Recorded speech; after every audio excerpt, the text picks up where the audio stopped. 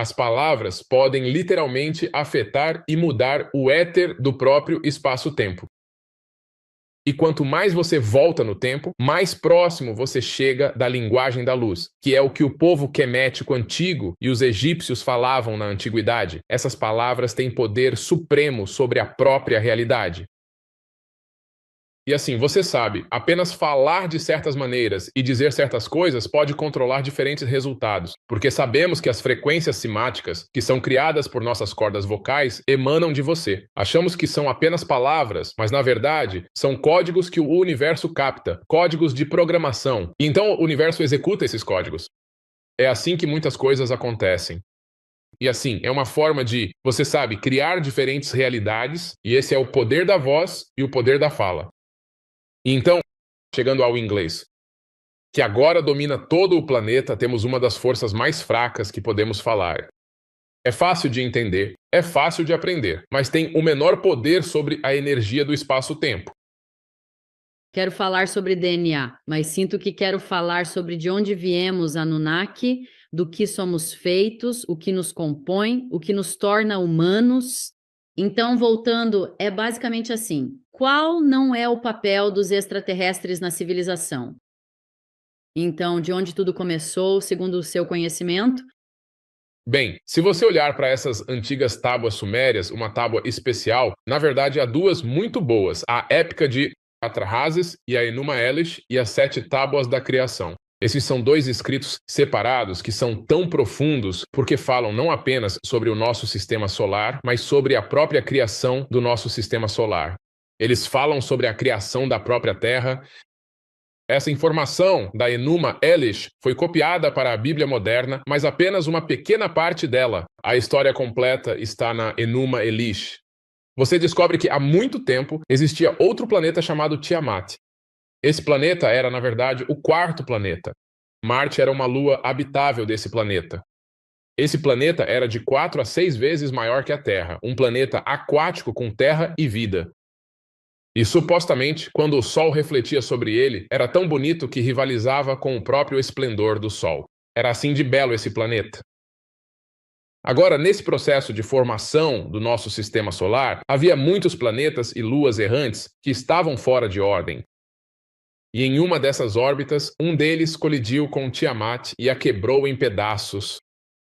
Então, um enorme fragmento se afastou e se reagrupou com toda a água e vida orgânica. Costumava haver pessoas vivas lá. Ele se reagrupou e se moveu para a 3ª posição. Arrastou consigo Lamu, que é a Lua, e se tornou a Terra.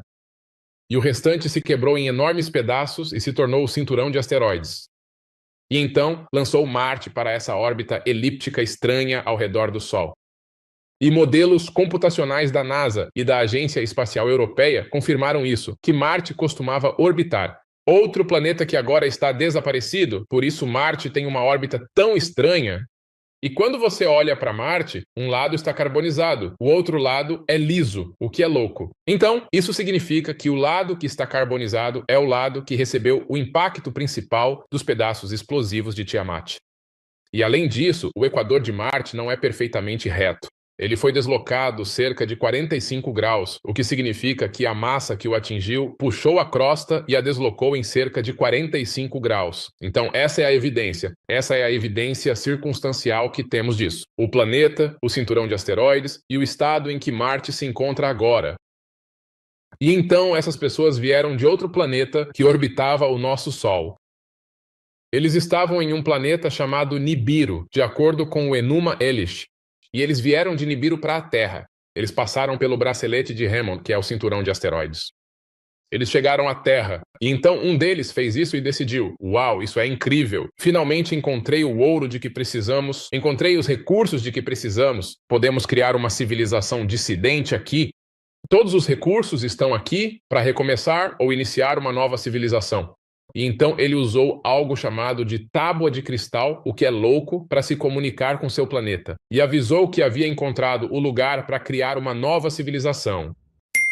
E logo depois, esse panteão, eles chamam de panteão. Então o panteão não se originou na Grécia e tudo mais, ele se originou nas antigas tábuas sumérias. Esse panteão desses seres veio e eles começaram a aparecer aos poucos. e eles começaram a inspecionar a terra e a construir uma nova civilização dissidente. E trouxeram esses ovos com eles. Isso foi há cerca de 450 mil anos, de acordo com as tábuas. Eles trabalharam e mineraram a terra, criaram estruturas, cidades e tudo mais. Sem nós, nós já estávamos aqui, mas não estávamos. Nós não trabalhávamos para eles, ainda não éramos escravos. Éramos apenas caçadores-coletores ou algo assim. Estávamos aqui fazendo nossas coisas por 200 mil anos. Eles trouxeram o ovo. O ovo, de acordo com essas tábuas, eram as pessoas da classe trabalhadora, mas eles trabalharam por 200 mil anos e ficaram cansados de trabalhar, segundo as tábuas, eles ficaram muito irritados. Eles ficaram muito bravos, as condições eram duras. Eles sentiam que estavam sendo convertidos em escravos. E então eles deram um golpe e decidiram ir contra os reis da terra.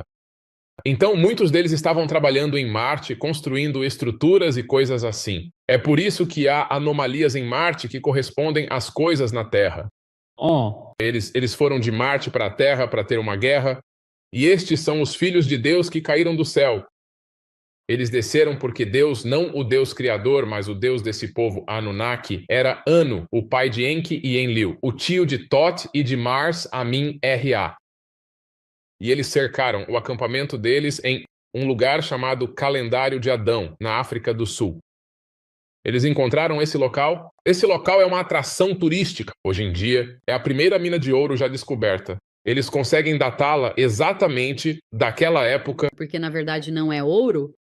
Exatamente isso. Eles precisavam de ouro. Não creio que o enviavam ao planeta natal, como Zecaria dizia, mas o utilizavam. O ouro é um elemento tecnológico, um elemento que você precisava para tudo, certo? A gente não teria nada. Eu não poderia estar falando com você agora, sem isso, sem ouro dentro deste microfone, desta placa de circuito do computador e de todo o resto. Então, é a base de uma civilização de alto nível.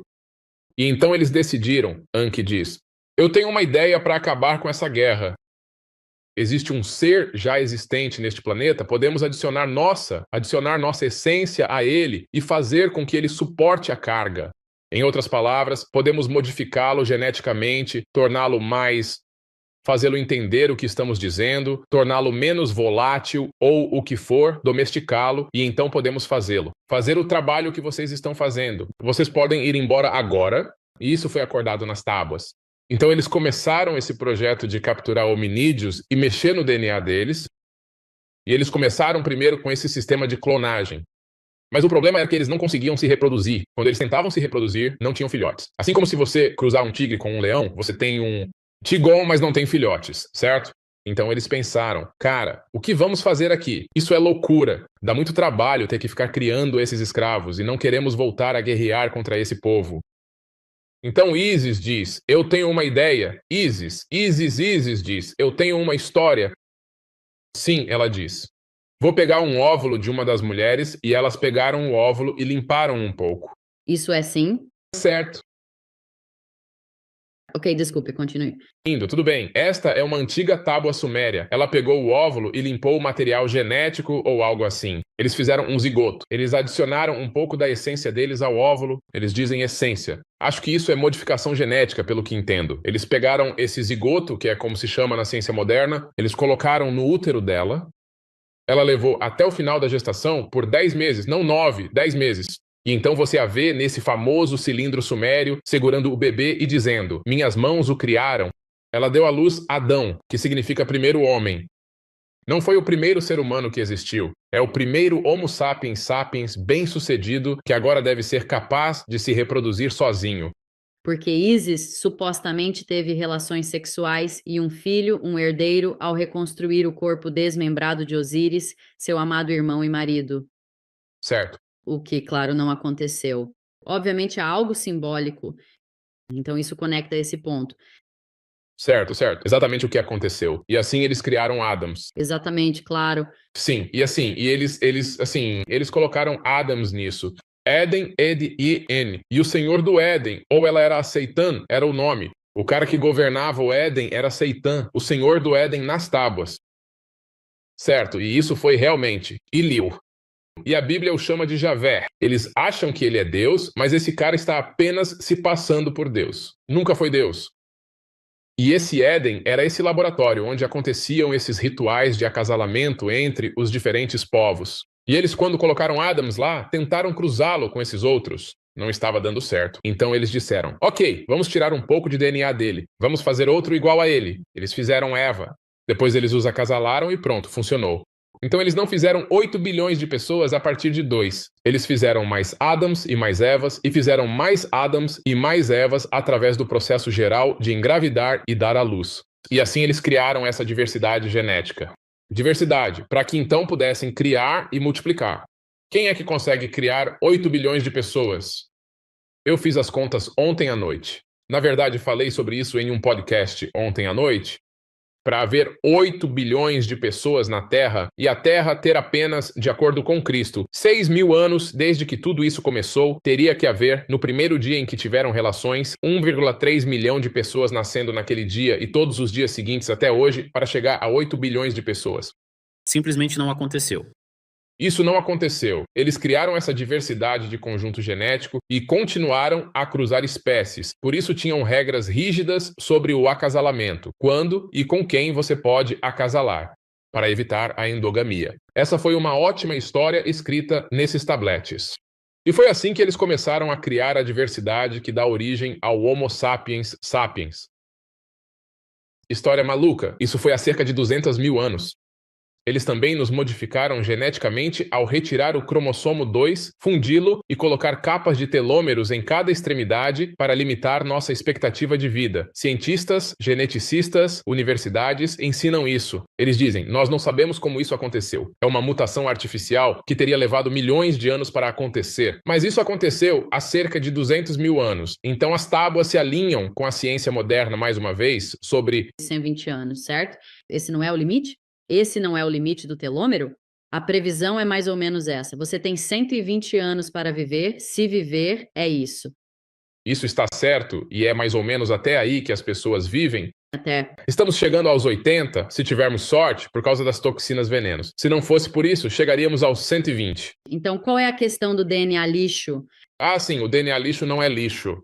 Eles chamam de lixo, mas são apenas nós desconectados. Então, nossos ancestrais, nossos primos que já estavam aqui neste planeta, na minha opinião, depois de pesquisá-los, eram mais avançados do que nós, não tecnologicamente, mas espiritualmente. Seus ossos foram deixados para trás. Encontramos os crânios, encontramos os ossos, crânios maiores, ossos maiores, maior capacidade craniana, não menor, mas uma capacidade cerebral maior. Provavelmente eles tinham glândulas pineais maiores, provavelmente tinham mais DNA conectado, o que lhes dava a capacidade de diferentes. Percepções sensoriais aprimoradas, como telecinese, talvez, ou comunicação silenciosa, sabe? Comunicação, entender como sentir o campo magnético da Terra. Temos bilhões de cristais de magnetita, mas não sentimos o campo magnético da Terra, nem nos orientamos por ele. Eles, porém, conseguiam. Naquela época, Dentro da glândula pineal, há cristais, é cristalina. Uma estrutura cristalina, certo?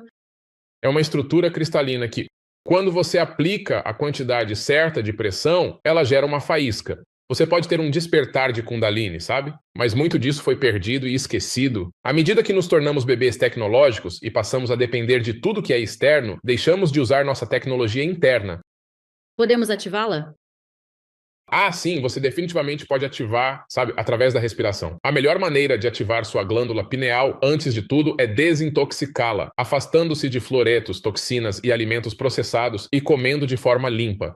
E então, é claro, através da meditação, mas também através de um tipo especial de meditação chamada meditação de trabalho respiratório. Meditação de respiração. Durante 2 a 3 horas, esse cenário será criado no cérebro, onde o cérebro pensa que você está perto da morte quando você faz a técnica de respiração. E então isso Força a glândula pineal a pressionar para cima, comprimir e liberar mais DMT. Você pode ter uma experiência psicodélica sem ir para a selva. sim, e sem vomitar ou purgar. Desculpe. Ou alguém te roubando, te sequestrando e tirando seus órgãos. Você sabe, todo tipo de loucura já aconteceu quando as pessoas vão buscar essas substâncias. Elas não sabem no que estão se metendo. O que somos nós como corpo humano? Bem, o corpo humano é um avatar, assim como no filme Avatar. É um receptor. Ele recebe e abriga o espírito temporariamente. E assim, o corpo avatar é estruturado de uma forma em que é um robô biológico e uma máquina dotada de tecnologias sofisticadas. e capacidades avançadas que neste momento ainda não exploramos totalmente. Algumas pessoas têm dons e energias melhores do que outras, e algumas não acessaram nada disso. Mas da forma como o corpo é estruturado, temos algumas coisas que mantêm o seu espírito dentro do seu corpo. Isso prende essa frequência. Uma delas são os correlatos neurais da consciência. São 3 grandes neurônios que se enrolam ao redor do interior do crânio. E quando você os observa em um exame, parece uma coroa de espinhos. Meu Deus. Já ouvi essa história antes, certo? Então é uma metáfora. Jesus com a coroa de espinhos representa a consciência crística. Não tem nada a ver com ele colocar uma coroa de espinhos real. É aquela que está dentro da cabeça de todo ser humano neste exato momento. Mas isso funciona em colaboração com o cristal de magnetita, seu colostro e seu neocórtex. Essas coisas todas trabalham juntas para permitir que uma frequência seja encapsulada e hospedada dentro do corpo físico do avatar. Então é o fantasma, você se torna o fantasma na casca e você anima essa casca através desse espírito que está sendo abrigado. E isso só está sendo mantido preso por causa dessas 4 coisas que acabei de mencionar. Nós também temos uma quantidade tremenda de poder dentro de nós. Sempre fiquei fascinado com o quanto de energia o corpo pode produzir, tipo, quantos trilhões de volts. É algo insano? 2,3 a 2,63 trilhões de volts de eletricidade. Cada célula tem 0,07 volts de eletricidade no ser humano, você sabe, cada célula. E quando você soma a quantidade de células, isso se torna trilhões de volts de eletricidade. Quero dizer, é louco o quanto de poder temos dentro de nós. E esse é o segredo do Reiki e do Qigong. É entender como mover a energia dessas células e canalizá-la pelo corpo com o propósito de cura e assim por diante. Que é uma das coisas que Yeshua, também conhecido como Jesus, tornou-se um mestre em... Você já leu o manuscrito de Madalena com a história de Marte Madalena e como eles usaram o sexo para fortalecer seu corpo Ka, o campo etérico, o segundo corpo? Yeah. Isso seria Fazer parte do fortalecimento energético do seu corpo, movimentando energia, é bonito. interessante porque você fala sobre reciclando a Kundalini, Ah, técnicas especiais que até os homens conseguem fazer, onde você não consegue, na verdade, ejetar. Você pode até ejacular, mas sem liberar o sêmen, e então recircular a energia de volta pela Kundalini. Novamente, existem todos esses diferentes tipos de técnicas de Tantra. E então, de acordo com os antigos sábios e guardiões da sabedoria, isso é real e realmente funciona, sabe? É uma técnica que pode ser aprendida e até mesmo aperfeiçoada. O cérebro é como um microchip, sabe? É um microprocessador, é uma unidade central de processamento. Ele permite que você se conecte a múltiplas dimensões. Então, se você olhar para alguns dos meus vídeos mais antigos, talvez de 8, 10 anos atrás, eu falava sobre o fato de que o universo tem 11 dimensões e que o cérebro pode acessar todas essas dimensões superiores. E as pessoas costumavam rir de mim, diziam que eu era louco e que eu estava inventando tudo isso. Apenas no ano passado, cientistas do Instituto do Cérebro descobriram que o cérebro agora se conecta a 11 dimensões. E o conceito de 11 dimensões do universo, de onde eu tirei isso primeiro, foi de físicos teóricos como Michio Kaku, que dizem que o universo tem 11 dimensões, ou ele colapsaria. Quando pesquisei isso, pessoas colaboraram e se tornou ciência revisada por pares. Então levantei a hipótese de que o cérebro está se conectando a essas 11 dimensões. Somos seres multidimensionais, e essas são as dimensões com as quais estamos nos conectando a cada momento e temos a capacidade de acessar conhecimentos superiores e dimensões mais elevadas. E então, em 2022, isso finalmente veio à tona. Eles descobriram que isso é realmente real e que o cérebro é um computador funcional multidimensional, é um processador. Isso nos permite acessar, habitar e incorporar energia espiritual e também o que chamamos de energia e sentimentos físicos da terceira dimensão. Então, ele combina o espiritual e o físico juntos em um só lugar. como podemos ter uma maior e mais profunda consciência dessas importantes dimensões? A melhor coisa a fazer é entrar no que chamo de meditação Merkaba. Merkaba. Eu tinha 3 palavras. Realmente parece um, mas é uma técnica de meditação antiga que eu realmente ensino. E faço uma meditação guiada no meu canal de TV. Na verdade, você acaba passando por essa meditação em que você entra em seu veículo de ascensão, que é o Merkaba, é esta estrela tetraédrica que gira no sentido anti-horário, e você realmente pode entrar nela e levá-la para dimensões superiores. Você pode viajar para dimensões através do Merkaba. Isso é até mencionado nas Tábuas de Esmeralda. Thoth fala sobre viajar para essas dimensões superiores também, usando exatamente a mesma técnica. Então, isso também poderia ser usado como viagem no tempo? Porque quando penso em viagem no tempo, acho que imaginamos que queremos levar nosso corpo e ir para outro lugar. Mas veja, eu sinto que você viaja no tempo à noite quando vai dormir. Você viaja no tempo quando faz certas, sabe, modalidades e técnicas como respiração ou MDR ou algo assim. Você pode revisitar o passado. Então, na sua opinião, como seria realmente a viagem no tempo? E será que já estamos fazendo isso? Há algumas maneiras de fazer isso. Se você quiser observar o movimento não físico disso, isso pode ser feito através da mente. Sabemos que, por meio da visualização remota de outras técnicas mentais e experimentos mentais, a mente pode viajar para frente e para trás no tempo para coletar informações. A mente pode até ser enviada para diferentes locais para se conectar, coletar dados e informações. O que os EOA fazem? Os militares realmente tinham um programa. A CIA tinha um programa militar chamado Projeto Stargate, com esse único propósito: enviar mentes para fora do espaço e do tempo para reunir informações contra inimigos estrangeiros e coisas assim. Então sabemos que esse é um programa real que realmente existiu e é 100% possível. A outra maneira é que, por meio desses diferentes tipos de meditações, você pode criar a mesma situação ou cenário. Onde Thoth fala sobre utilizá-lo para passar por esses portões, os portões do céu, ele diz que os portões do céu não são o que as pessoas pensam, são esses portais estelares que te levam para outras dimensões e locais. E nessas dimensões superiores, passado, presente e futuro existem ao mesmo tempo. Seria como se eu estivesse me olhando de cima, a partir de uma dimensão superior. Seria como me ver dentro de uma casa, na casa em que estou agora.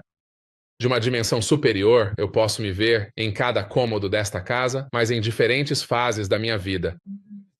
E estou testemunhando tudo ao mesmo tempo, certo? Então, essa é outra forma de viagem no tempo, e de maneira física, nós viajamos no tempo o tempo todo. Se você embarca em um avião, se entra em um foguete e vai para o espaço, se dirige um carro de corrida, qualquer pessoa que esteja se movendo a uma velocidade específica em relação a alguém parado está avançando. Você está avançando no tempo, só que de forma muito sutil, em unidades minúsculas de um momento, mas elas são mensuráveis, sim, mensuráveis.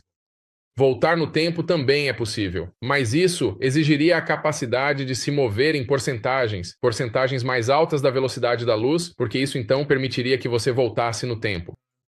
O problema de voltar no tempo é que você tem o paradoxo do avô. Então, se eu voltar e matar meu avô, como eu nasci para voltar no tempo? Eu resolvi esse paradoxo dizendo e levantando a hipótese de que, se eu viajasse de volta no tempo, o motivo pelo qual eu poderia matar meu avô e ainda assim ter voltado para fazer isso é porque agora estou em uma linha do tempo alternativa. Eu não acho que você possa voltar no tempo na mesma linha do tempo. Você muda para universo alternativo. Se for para o futuro, pode permanecer na mesma linha do tempo. Se você voltar, muda para uma linha do tempo alternativa. Minha hipótese. Eu adoro profundamente pensar sobre o fascinante entrelaçamento quântico e como é verdadeiramente possível afetar um átomo de um lado do vasto universo ao outro de forma praticamente instantânea. O entrelaçamento quântico, em sua essência, é um fenômeno notável. É incrível. Entrelaçamento quântico. Isso surgiu quando eu estava apenas meditando e caminhando. Veio para mim como conversão parabólica descendente. Pesquisei. Muitas informações chegam assim. E então eu fui pesquisar e descobri que é realmente real. É a coisa mais louca.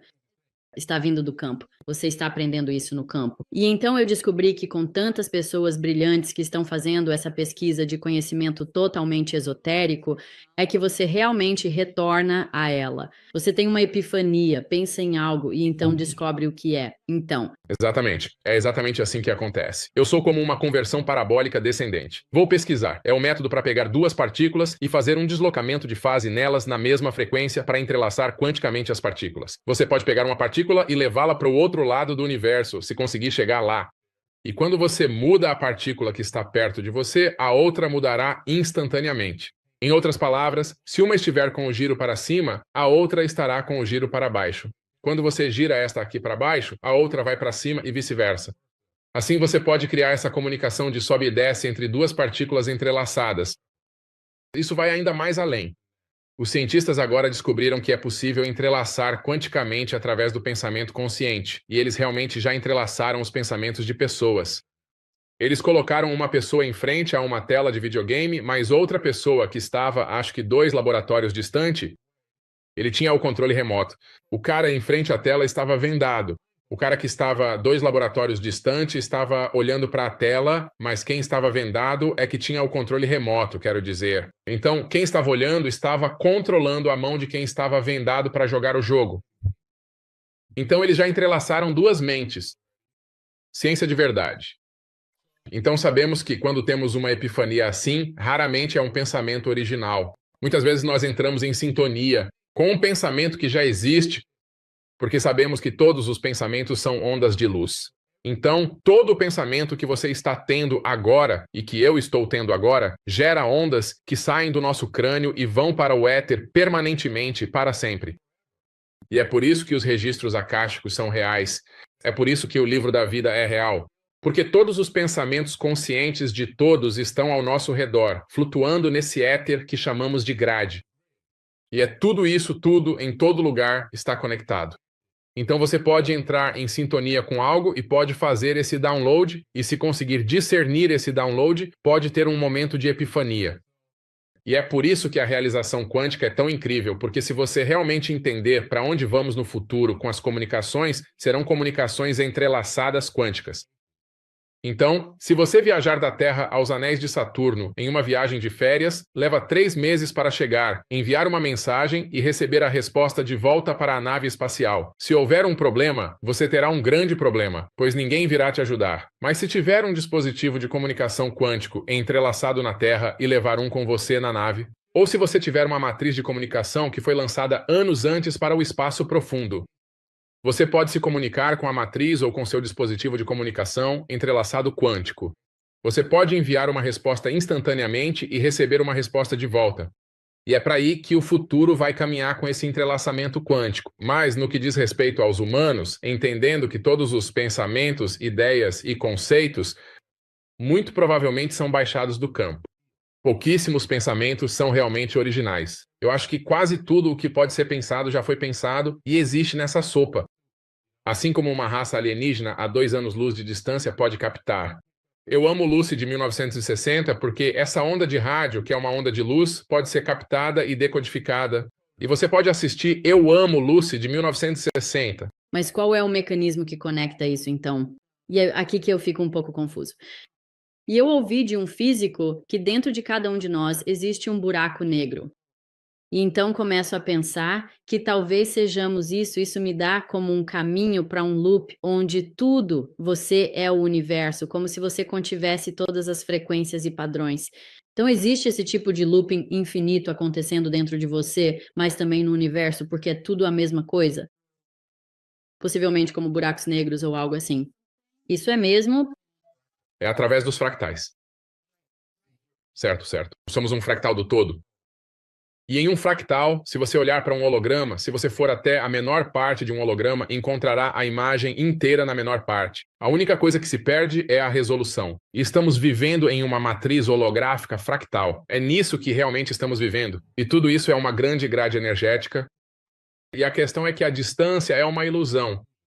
A distância entre onde estou agora na Flórida e onde quer que você esteja no mundo, na verdade, ela nem existe. Ainda estamos todos, somos locais no mesmo lugar, ainda estamos conectados no mesmo local.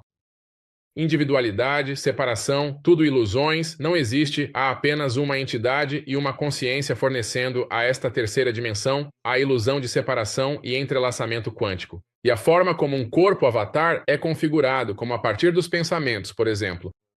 Se você olhar para a nossa mente e você, então você também observa a teoria da relatividade de Einstein. Se você pegar um planeta no espaço, ele deforma o espaço ao seu redor, e esse espaço deformado permite que as coisas caiam em direção ao planeta. Esse é o efeito da gravidade distorcida, certo? Nossos pensamentos conscientes distorcem o éter do espaço-tempo e criam esse poço. E é assim que a lei da atração funciona. As coisas caem em nossa direção com base no que estamos distorcendo, no que estamos focando. O campo de energia que usamos para distorcer a cair em nossa direção